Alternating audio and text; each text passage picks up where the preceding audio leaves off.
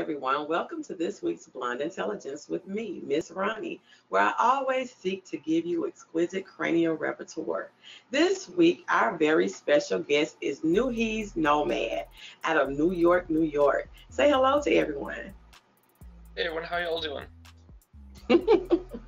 We're fine over here. We're going to start out with letting you take over and telling everyone a little bit about yourself. Right. My name is Nuhees Nomad. That's my stage name. My given name is Zachary Tiergan. I am a 23-year-old recent college graduate from Sarah Lawrence College based in New York, New York. I grew up studying classical voice, went to LaGuardia High School in the city, and then in college picked up bass and guitar and started taking songwriting a little more seriously. Okay. So tell me about your latest project. My latest project, the self-titled LP, Nuhees Nomad, is a project that took 4 years. Since my freshman year of college, when I started diving back into songwriting, I wanted a way to express myself in a medium that others would appreciate, and I'd be able to impact others in a benevolent way, right? So before this, I was singing in a church choir, and I had one of my tenors in the tenor section told me around the Christmas time at the end of the year, he was like, Zach, I'm going to miss you because before singing next to you, I really didn't have the confidence. But now that I'm singing with you, you've given me this newfound self-esteem and makes you want to sing more. So by touching one person, I feel like I'd outdone my expectations as a musician, and I only wanted to further that. And the most immediate way to do so is by releasing an album, because that has 12 different songs, all with different sounds, different audiences, and different people who can be affected and uplifted by that music. Is this your first project? This is my first full LP, yes. Okay. So what made you decide to do a whole LP instead of starting out with an EP? I started writing. I wrote 2 singles. They were demos. Was teaching myself how to produce. Wrote an EP. They were demos. The production wasn't too good. So by the time I started learning how to mix and master properly... Why do you think that wasn't too good? Because I'm very self-critical, and it felt like there was something missing, right? Did you ever find out what that was? Yeah, an education on how to mix and master. So which is why I transferred colleges from Case Western Reserve University to Sarah Lawrence and started studying sound engineering and production, as well as maintaining my career in classical voice. So then I started learning under John Yanelli, and I'd written about 7 or 8 songs, and I started learning how to mix and master. And at that point I was like, you know what, why not write a full LP? It creates fan base. An EP is only 4 to 6 songs, but an LP is 12 minutes, 12 songs, 37 minutes, and I could start gigging and play full sets of original music. Okay. And that's why. So what is your end goal, or even small measurable goals that you have for being in entertainment right now? Well, the first one is to be able to book gigs, and the selfish one is to win a Grammy, Oscar, Tony, and an Emmy. But the benevolent one is to be able to give others an outlet or help ease them during whatever hardships they go through. Because for the past year, everyone's been suffering. So what are you doing now towards achieving that? Well, currently I'm working on the marketing end of my album, and I've been working with nonprofit. What does every artist need? Press, press, press, and more press. Music reviews, interviews, blog articles, press releases, the Blonde Intelligence video show, the Blonde Intelligence podcast, the Blonde Intelligence blog, Blonde Intelligence music reviews. Available on Pandora, Amazon Music, Apple, YouTube, and more. Social media blasts. Build your EPK. Expand your fan base. Links to your press. For more information, visit blonde-intelligence.com. And I actually played a live stream gig on March 6th for a Pride event in March, but it was for the Persian New Year. And I'm looking forward to hopefully working with them again in May 6th. I'm also shooting 3 more music videos. I've already filmed 1, and it's due to release on April 16th. Look at you. And only 23. So tell me, was the learning the business part of the passion, or something that you felt was a necessity? It was both. I've always loved selling things, and I figured, why not just sell my product? And I've always been a shameless musician. In high school, I wrote songs. They were terrible. Like, I couldn't sing in tune. I had no sense of pitch. I hadn't studied classical voice. I hadn't studied voice at all. And I just DM all my friends on Facebook, like, hey, check out my new EP. It's on Bandcamp. We don't speak of this. These songs no longer exist in public domain. But maybe one day I'll drop them just as a way so y'all can see how far I've come.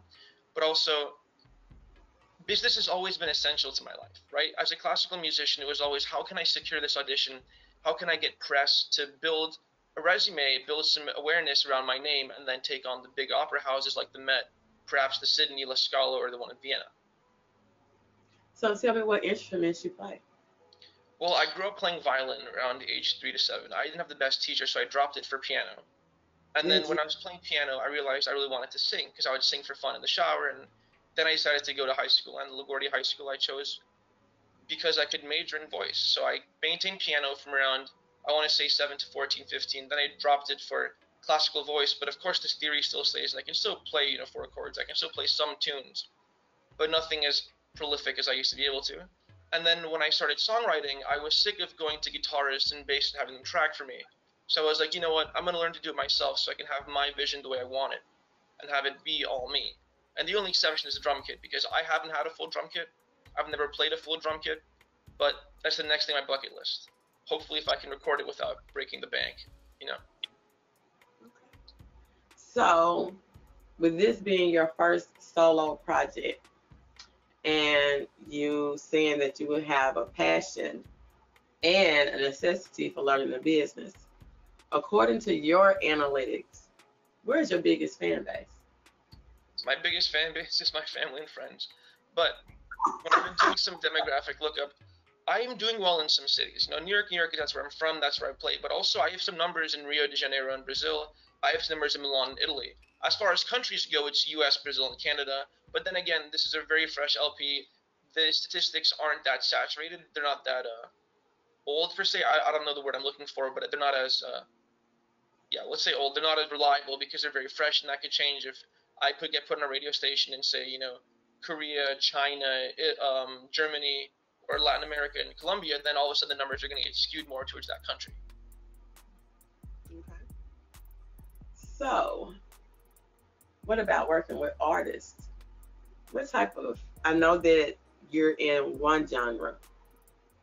How do you feel about changing over, or crossing over as they would call it, having samples of your music in other genres? If you're going to sample my music, have fun with it, just don't make it boring, right? That's the one thing that I would hate, is you take my sample, you strip all the life out of it, pitch correct everything, montage it. Why would it be boring? You lose the life, you lose the humanity, right? The whole purpose of music is to have create human connection, and then if you're going to pitch correct and make everything perfect, you lose that and it becomes robotic.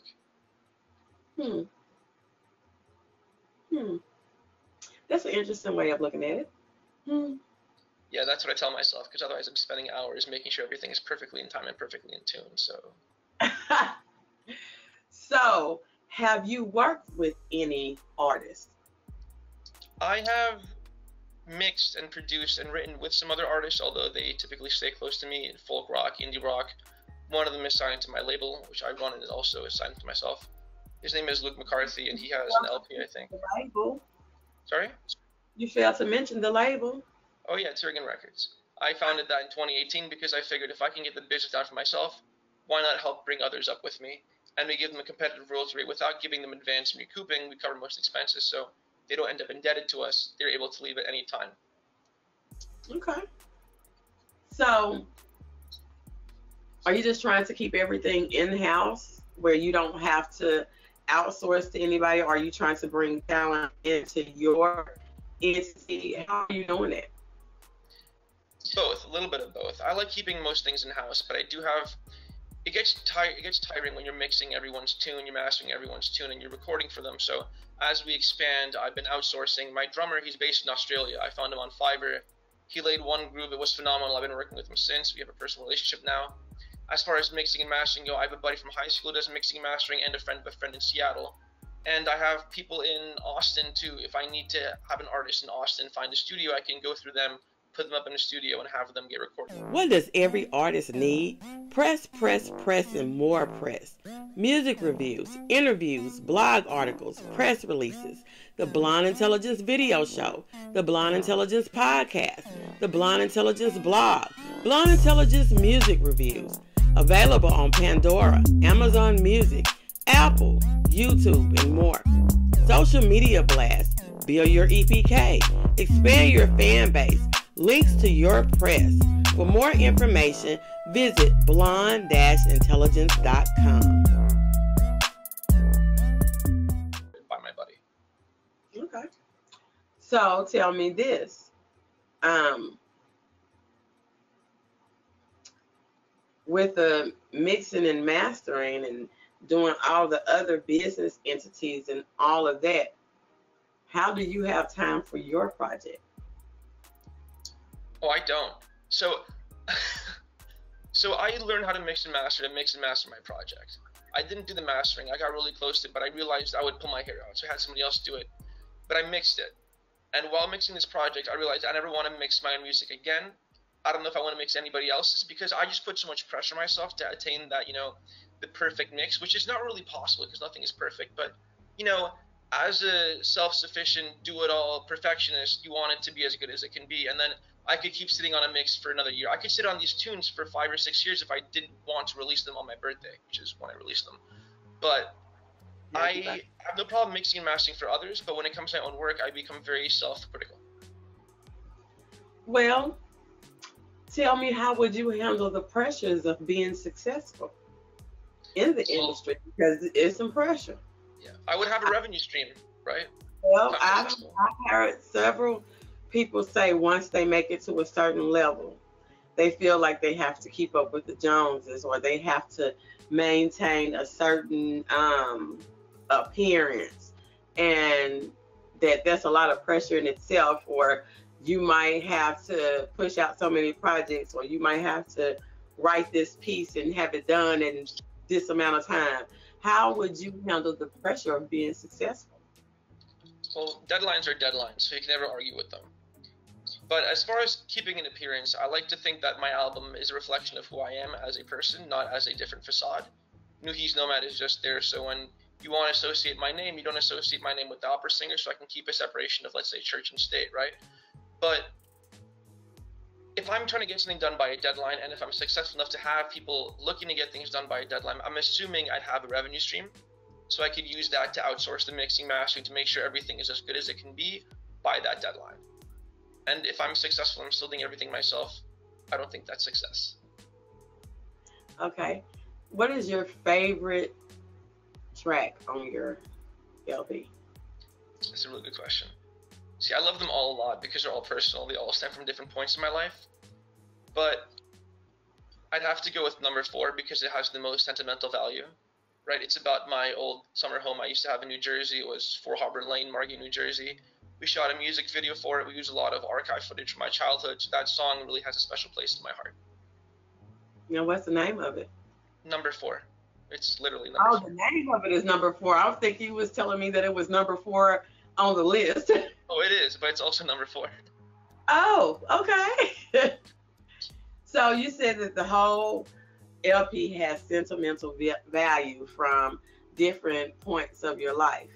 Tell me about one that was from a very high point in your life that's on here.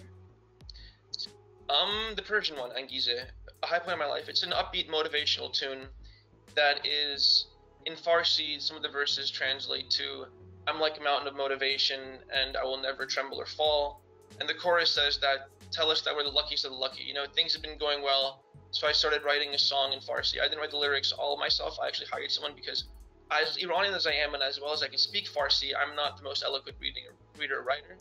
And that's because my mom worked her butt off for me to learn, but I was a kid and I didn't want to study. I didn't want to pay attention. So I lost the edge that I could have had.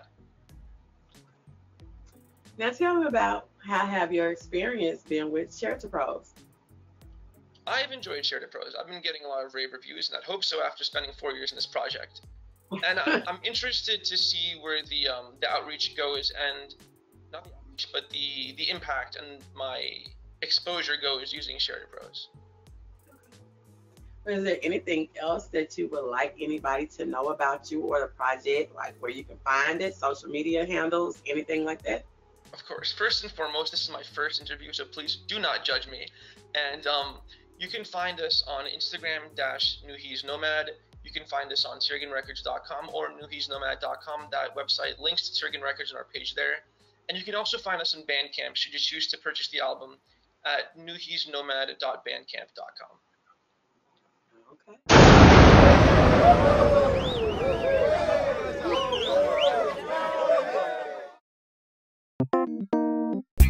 Advertise with Blonde Intelligence, where our listeners experience exquisite cranial repertoire. Blonde Intelligence is a new podcast and video channel featuring entertainment, musical artists, producers, entrepreneurs, as well as discussions on social topics, making the Blonde Intelligence platform suitable for a wide variety of product ad types. Video, Instagram TV, YouTube, and links shared to all Blonde Intelligence social media pages and select group networking platforms. This creates a collective base of over 50,000 potential sets of eyes on your product or service. Each sponsored ad will feature on both the podcast and video platforms. Sponsors have the choice of either a voice ad or audio-video ad, with 3 options for placements. Create a win-win business partnership by advertising with Blonde Intelligence.